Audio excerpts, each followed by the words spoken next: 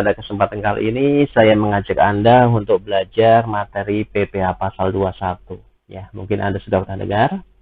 Kita coba bahas bagaimana sih teori dan praktek penghitungan PPh pasal 21, ya.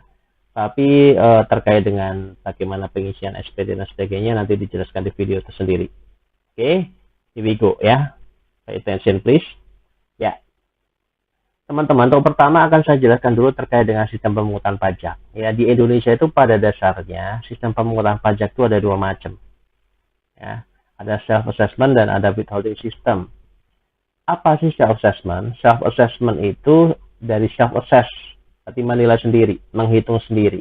Di sini wajib pajak menghitung, menyetor, melapor sendiri pajak yang menurutnya terutang. Ya, menghitung sendiri, lapor, nyetor pajak yang menurutnya terutang.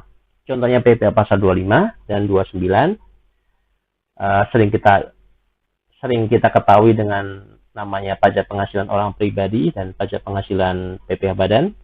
Lalu ada juga PPHTB. Itu PPHTB itu saya singkat dari pajak pengalihan hak atas tanah dan bangunan. Ya.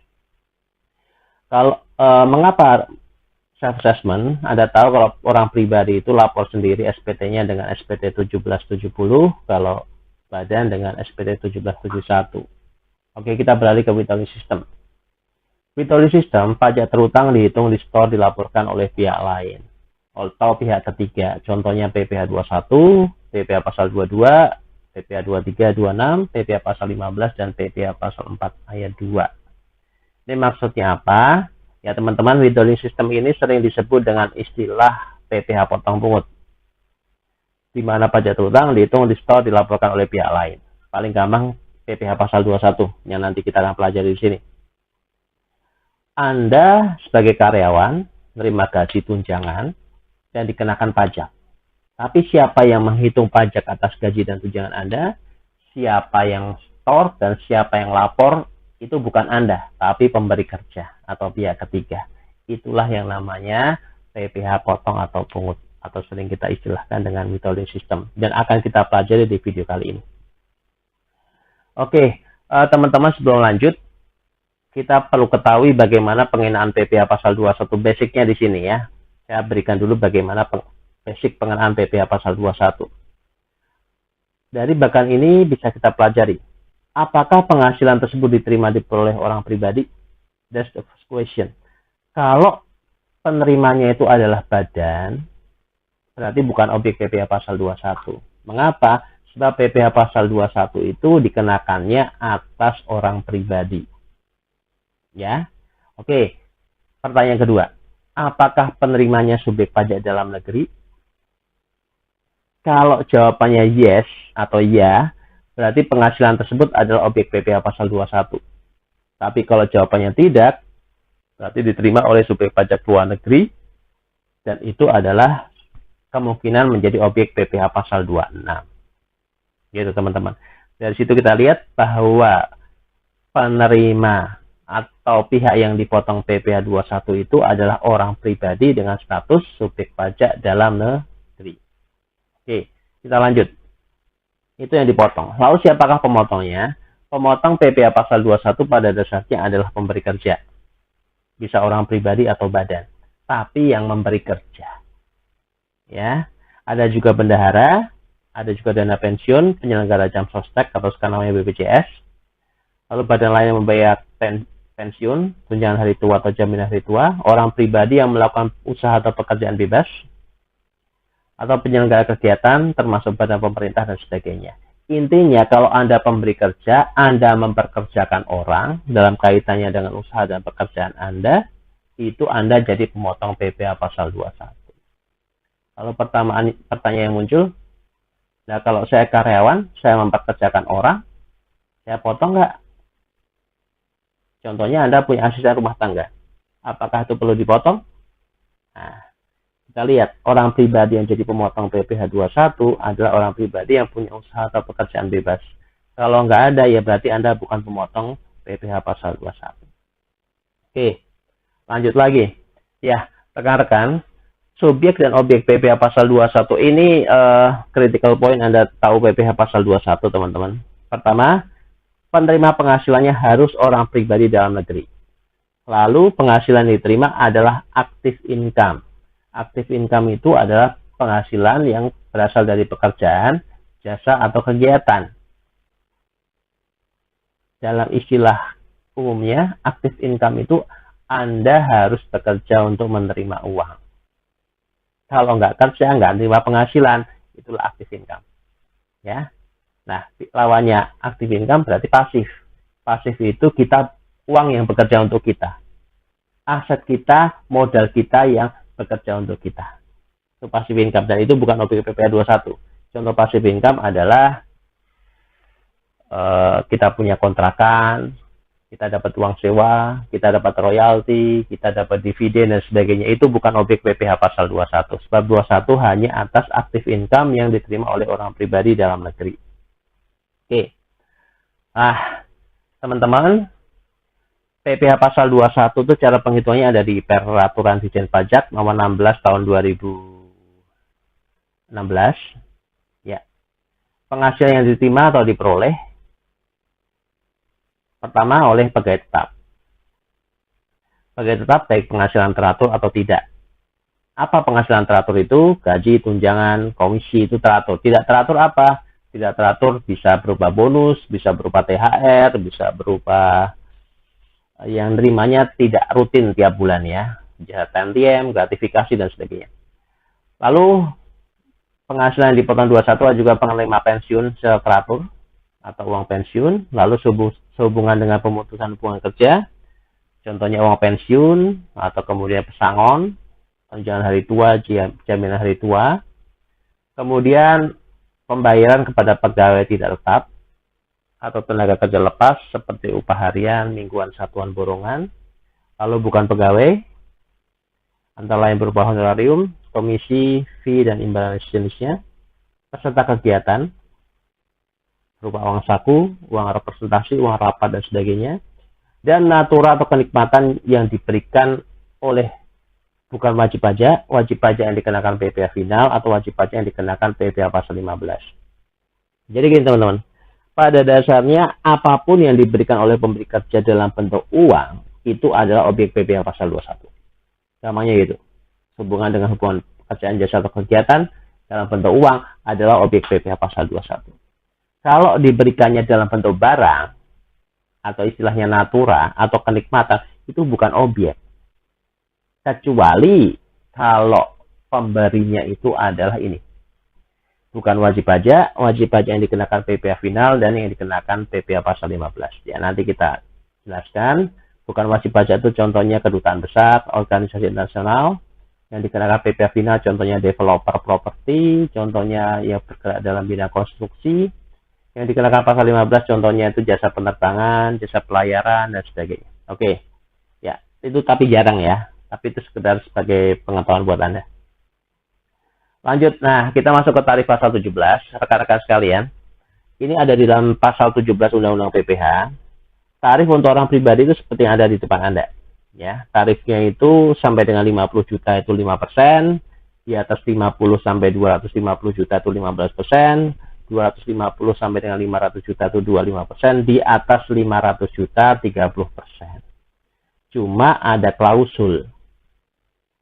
Bagi wajib pajak orang pribadi atau karyawan yang tidak ber-NPWP dikenai tarif lebih tinggi 20%. Ya, untuk PPh yang tidak final.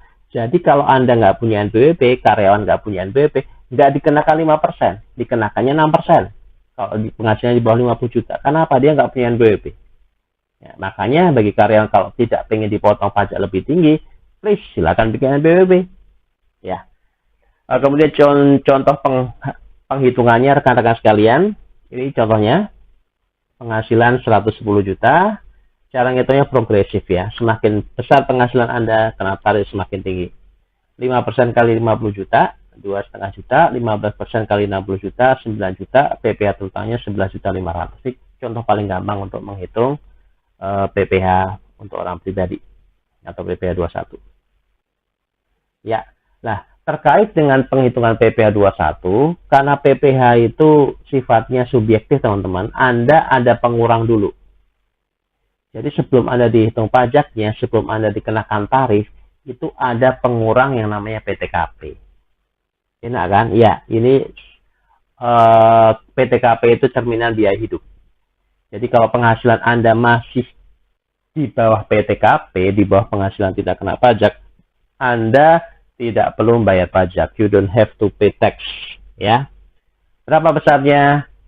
WP orang pribadi 54 juta. Tambahan untuk status kawin 4,5 juta. Tambahan untuk istri yang penghasilan yang digabung dengan suami 54 juta. Tambahan untuk tanggungan, ya, yaitu anggota keluarga sedarah dan semenda, dan garis depan lurus, serta anak angkat yang menjadi tanggungan sepenuhnya. Itu adalah 4,5 juta. Itu setahun. Sebulannya dibagi 12. Ya, teman-teman. Tapi ingat, ini adalah PTKP umum. Untuk PPh pasal 21 tidak mengenal adanya tambahan istri. Karena tambahan istri adanya di SPT PPh orang pribadi. Kita lihat contoh penghitungannya. Ya, PTKP ini sifatnya fiktif, teman-teman ya. Cerminan biaya hidup. Cerminan cost of living. Dan kondisinya melihat keadaan pada awal tahun pajak, tanggal 1 Januari. Untuk karyawati yang sudah kawin, sudah menikah, itu PTKP-nya TK0. Why? Karena status kawin dan tanggungan ikutnya ke suami. Ya, teman-teman ya. Kecuali dia dapat menunjukkan surat keterangan bahwa suaminya tidak berpenghasilan. Itu nanti status kawin dan tanggungan bisa ikut ke istri, ya. Itu. Dan untuk PPh pasal 21 tidak mengenal adanya penggabungan penghasilan. Kita lihat contohnya. Notasi TK0. TK0 itu sekarang tidak kawin dengan 0 tanggungan, berarti dia 54 juta setahun. K1 maksudnya K, kawin dengan 1 tanggungan. Hitung-hitungnya seperti ini, untuk diri sendiri 54 juta, kemudian untuk status kawin 4,5 juta, tambah 1 tanggungan 4,5 juta, berarti jumlah PTKP-nya 63 juta. K3 berarti 72 juta. Ya, teman-teman ingat PTKP kita itu sebulannya 4,5 juta ya. Kalau setahun 54 juta, berarti sebulannya 4,5 juta. Ini cukup besar. Even kalau nggak salah sampai dengan tahun ini masih di atas UMP atau UMK, upah minimum provinsi. Jadi kalau memang buruh atau karyawan itu penghasilannya masih di bawah PTKP, mereka tidak perlu punya NPWP. Ya. Karena apa, juga tidak dipotong pajak, tidak perlu nyampaikan SP. Oke, rekan-rekan, nah, sekarang kita masuk ke bagaimana cara penghitungan untuk masing-masing klasifikasi pegawai ya.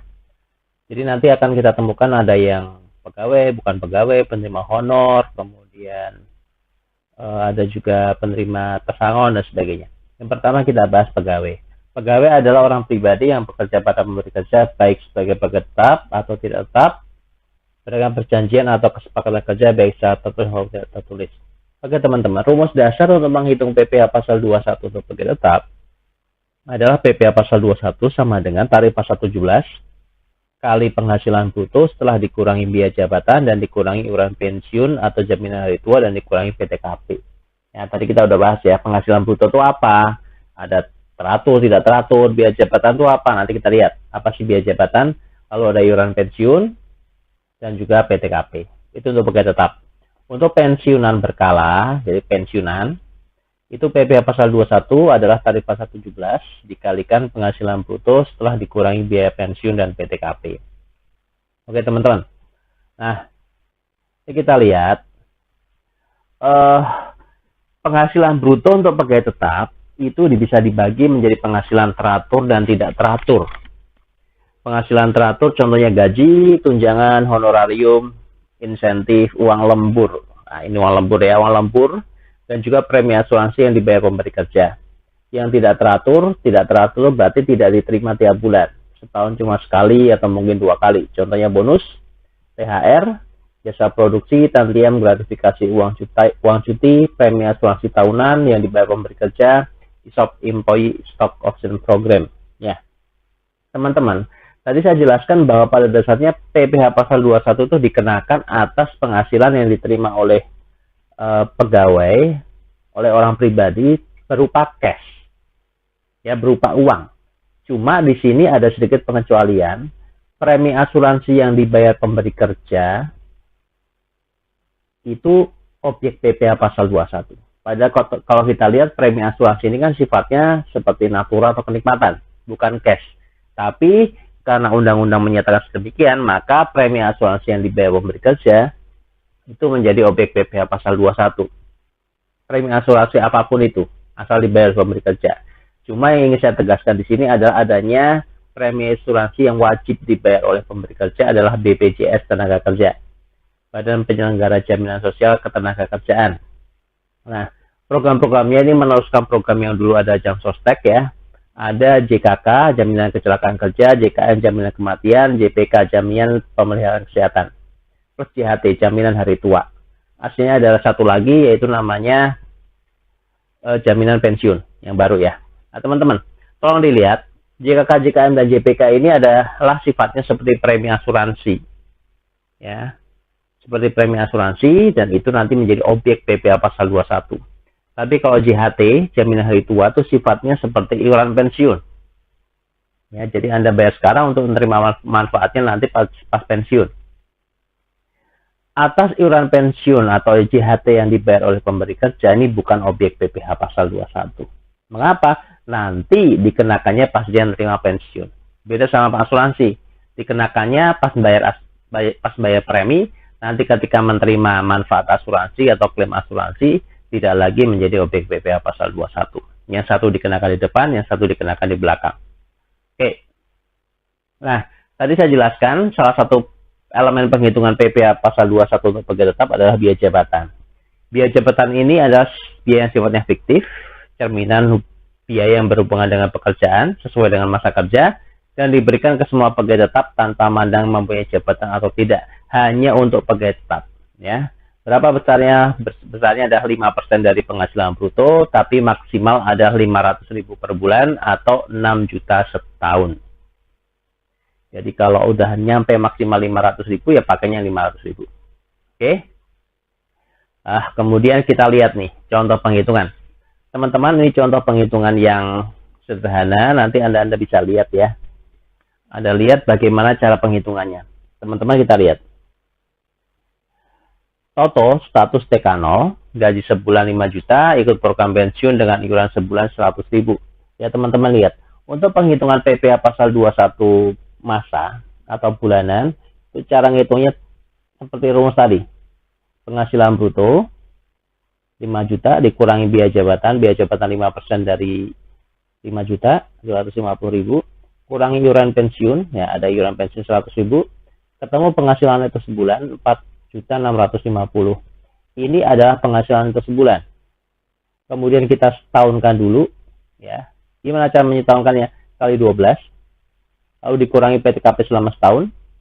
Ya tadi 55.800 dikurangi PTKP setahun 54 juta, ketemu PHKP. PHKP itu penghasilan kena pajak sebesar 1.800.000. Penghasilan kena pajak inilah yang kita kemudian kalikan tarif pasal 17. Kalikan tarif 5%, ketemu 90.000. Itu adalah setahun. Sebulannya berapa? Dibagi 12. Ketemu 7.500. Itu penghitungan dari Januari sampai November dengan asumsi penghasilannya tetap, iuran pensiunnya tetap. Nah, nanti pas masa Desember, masa terakhir itu ada penghitungan ulang. Penghasilan bruto setahun 60 juta, berarti 5 juta kali 12, biaya jabatan juga kali 12, semuanya kali 12. Ketemu PHKP-nya juga 1.800.000, PPh 21 setahun 90.000. Lalu berapakah PPh pasal 21 masa Desember? Masa Desember adalah PPh pasal 21 setahun dikurangi PPh yang telah dipotong dari masa Januari sampai dengan November. Berapa itu? 11 bulan kali 7.500. Ketemu 82.500. Sehingga PPh terutang pada masa Desember adalah 7.500. Ya, ini contoh untuk penghitungan pegawai. Kalau Anda karyawan di swasta ataupun karyawan di PNS atau ASN, cara ngitungnya bersama ya. Cuma mungkin elemen-elemen penghasilannya berbeda, tapi secara umum penghitungannya adalah seperti ini. Selanjutnya rekan-rekan kita bahas bagaimana penghitungan PPh 21 untuk pegawai tidak tetap yang dibayar bulanan. Contohnya Haryono, ya, dia upah harian yang dibayar bulanan sebesar 400.000, ya. Dan statusnya adalah K0 dan punya NPWP. Oke, kita lihat upah sebulan berarti 20 kali 400.000 8 juta, setahun berarti kali 12 96 juta. PTKP karena K0 berarti 58.500, ketemu penghasilan kena pajak 37.500. Kalikan tarif 5%, ketemu PPh terutang setahun 187.500. Sebulan berarti 156.250. Ya, Anda lihat di sini tidak ada pengurang berupa biaya jabatan. Karena apa? Biaya jabatan adalah haknya pegawai tetap. Oke, kita lanjut untuk pegawai tetap yang dibayar harian. Nah, teman-teman, ada kalanya perusahaan atau pemberi kerja itu meng-hire atau menyewa upah, ya, upah yang dibayar harian. Upah satuan, upah harian, atau upah mingguan, tapi bayarnya harian. Nah, dasarnya adalah kita lihat ini. Apabila upah sehari tidak lebih dari 450.000, maka tidak perlu dipotong pajak. Tapi kalau lebih dari 450.000, kita kurangi dulu dengan 450.000, baru kita kalikan tarif 5%. Di sini batasnya 450.000. Coba Anda tengok berapa upah tukang bangunan di tempat Anda masing-masing, ya. Kalau masih di bawah 450.000, berarti nggak perlu kita potong pajak. Tapi ingat, apabila dalam sebulan telah melebihi 4,5 juta, 4.500.000, maka pengurangnya adalah PTKP harian yang sebenarnya, lalu dikalikan tarif 5%, sehingga ketemu PPh pasal 21 yang harus dipotong. Oke, kita lihat contohnya. Ini Koperasi X membayar upah atau honor kepada beberapa tenaga kerja Januari, Juli, dan Agustus 2020. Kita lihat, Tuan Asep sebesar 100.000 per hari selama 10 hari. Ya, PPh pasal 21 per harinya adalah apa? Karena total sebulan itu adalah 1 juta, tapi sehari itu cuma 100.000, maka tidak ada pajak yang dipotong. Karena apa? Batasannya 450, dia jauh dari 450. Tapi kemudian ada juga yang dia Tuan Asep B itu sebesar 460.000 per hari selama 5 hari. Batasannya 450. Maka kita hitung tarifnya adalah 5% kali 460.000 setelah dikurangi 450. Ketemu 500 kalikan 5 hari. Ya, berarti 2.500. Ada juga dia sebulannya adalah 3.100.000. Karena dalam total sebulan itu masih kurang dari 4.500.000, maka tidak ada pajak yang dipotong. Contohnya, jadi pada saat telah melebihi 4.500.000 dalam 1 bulan kalender, pengurangnya adalah PTKP harian yang sebenarnya. Oke, kita sampai ke penghitungan PPh pasal 21 untuk bukan pegawai. Nah, di peraturan Ditjen Pajak, bukan pegawai itu didefinisikan seperti di bawah ini, ya. Ada tenaga ahli yang melakukan pekerjaan bebas seperti pengacara, akuntan, arsitek, dokter, konsultan, notaris, penilai dan aktuaris, pemain musik, pembawa acara, MC, olahragawan, pengajar, pengarang, pemberi jasa dalam segala bidang, dan sebagainya, ya. Lalu bisa nanti Anda baca ini kriteria dari bukan pegawai di PPh pasal 21. Kemudian bagaimana penghitungannya? Penghitungannya adalah langsung tarif pasal 17 kali 50% dari penghasilan bruto. Di tarif pasal 17 kali 50% kali penghasilan bruto dulu, ya. Contohnya gini. Jadi adalah konsultan pajak.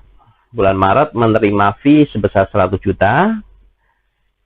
Dan pada bulan Juni menerima lagi fee sebesar 20 juta. Ya, 100 juta. 50%-nya itu adalah pada bulan Maret, ya.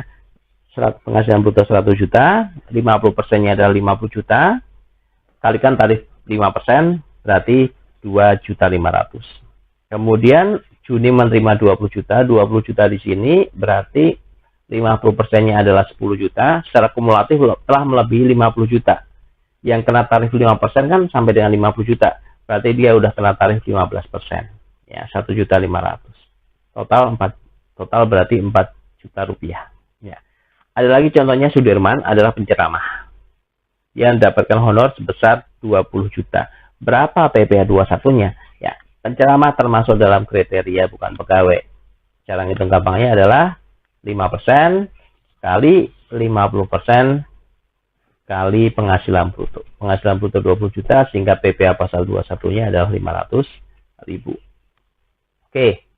Ya, lanjut lagi teman-teman. Untuk peserta kegiatan, cara ngitungnya juga beda. Di sini tidak kalikan 50%, tapi langsung tarif pasal 17 kali tarif pasal 17 kali penghasilan bruto. Ini untuk siapa aja? Untuk peserta lomba, ya, peserta perlombaan, peserta rapat, peserta atau anggota kepanitiaan, peserta pendidikan pelatihan dan magang, dan peserta kegiatan lainnya. Contohnya, Fajrian adalah pemain golf, menjuarai turnamen Indonesia terbuka, memperoleh hadiah sebesar 250 juta. Berapa pajaknya? Langsung kalikan tarif pasal 17. Ya, ketemu sehingga 32.500.000. Oke, ingat itu kalau tarifnya ber-NPWP. Kalau dia tidak ber-NPWP, kena pengenaan 120% lebih tinggi. Oke, nah tarif yang sama dikenakan atas komisaris, mantan pegawai, serta program pensiun. Ya, jadi PPh pasal 21 atas tiga pihak ini ya, sama tarif pasal 17 kali penghasilan bruto. Contohnya apa? Contohnya yang termasuk di sini anggota Dewan Komisaris yang tidak merangkap sebagai pegawai tetap, mantan pegawai yang menerima atau memperoleh jasa produksi, tantiem, gratifikasi, bonus, atau peserta program pensiun yang masih berstatus sebagai pegawai yang melakukan penarikan dana pensiun dari dana pensiun. Saya kasih contoh. Salman bekerja, dia udah resign, udah berhenti kerja, tapi masih menerima jasa produksi dari tahun sebelumnya, seberat 75 juta. Ada case seperti ini, jadi udah berhenti, tapi masih ada bonus yang masih dibayarkan. Ya, berarti penghitungannya karena dia sudah bukan pegawai tetap, langsung kalikan tarif pasal 17 kali penghasilan bruto. Ya, ketemunya tadi 6.250.000. Bisa Anda lihat di sini. Nah, teman-teman, kemudian yang terakhir ini adalah pesangon. Ya, ini beda sedikit. Karena apa? Ini satu-satunya PPh pasal 2, Ini salah satu dari PPh pasal 21 yang bersifat final. Lainnya nggak final. Ini sifatnya final. Yaitu uang pesangon dan uang manfaat pensiun, tunjangan hari tua atau JHT. Untuk pesangon itu kalau dibayar oleh pemberi kerja, itu tarifnya adalah sampai dengan 50 juta kena tarif 0%. 50 sampai 100 kena 5%, 100 sampai 500 kena 15%, kemudian di atas 500 juta kena 25%. Ya. Untuk uang manfaat pensiun, tunjangan hari tua atau JHT itu yang bayarkan adalah kalau nggak BPJS, berarti dana pensiun, itu sampai dengan 50 juta itu kena 0%, di atas 50 juta kenanya 5%. Berarti cara ngitungnya gimana? Ya. Contohnya Yuda 110 juta kita hitung sampai dengan 50 juta nggak kena, kemudian kena 5%, kena 15%, sehingga ketemu total adalah 4 juta rupiah.